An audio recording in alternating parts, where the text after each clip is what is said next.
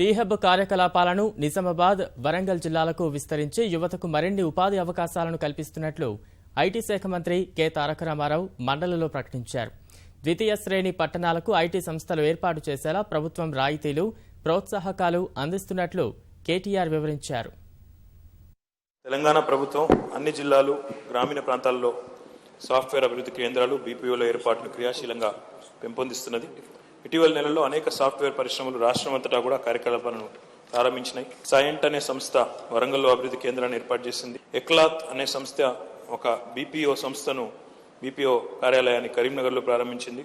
Rural షోర్స్ అనే company ఖమ్మంలో బీపీఓను ప్రారంభించబోతా ఉందని చెప్తా ఉన్నాను అధ్యక్ష. దాంతోపాటు ఇంకా చాలా సంస్థలు కూడా ఇతర జిల్లాల కేంద్రాల్లో కూడా మరి కొత్తగా తమ సంస్థలను ప్రారంభించడానికి సంసిద్ధతను వ్యక్తం చేస్తా ఉన్నాయి అధ్యక్ష. Tier 2, Tier 3 పట్టణాలు, గ్రామీణ ప్రాంతాలలో తమ కార్యకలాపాలను ఏర్పాటు చేసే కంపెనీలకు ప్రత్యేకమైన ప్రోత్సాహక ప్యాకేజ్ కూడా ఇస్తా ఉన్నాం అధ్యక్ష. దీనికోసం రూరల్ టెక్నాలజీ పాలసీ పేరిట ఒక కొత్త పాలసీని కూడా ప్రారంభించాం అధ్యక్ష. ఇన్వెస్ట్మెంట్ ఇన్పుట్ సబ్సిడీ, అదే రకంగా రెంటల్ సబ్సిడీ, ఇంటర్నెట్ టెలిఫోన్ ఛార్జీల రీయింబర్స్మెంటు, అదే రకంగా స్కిల్లింగ్ కోసం, ఇతర ఎంప్లాయ్మెంట్ కోసం, అదే రకంగా రెన్యూవబుల్ ఎనర్జీ, ఈ రకంగా చాలా పాలసీలను మనం ఇస్తా ఉన్నాం అధ్యక్ష. నిరుద్యోగ యువకుల కోసం వారి నైపుణ్యాన్ని పెంచేదానికోసం టాస్క్ అనే పేరిట, Telangana academy for skill and knowledge అనే పేరిట సంస్థను ఏర్పాటు చేస్తా ఉన్నాం అధ్యక్ష.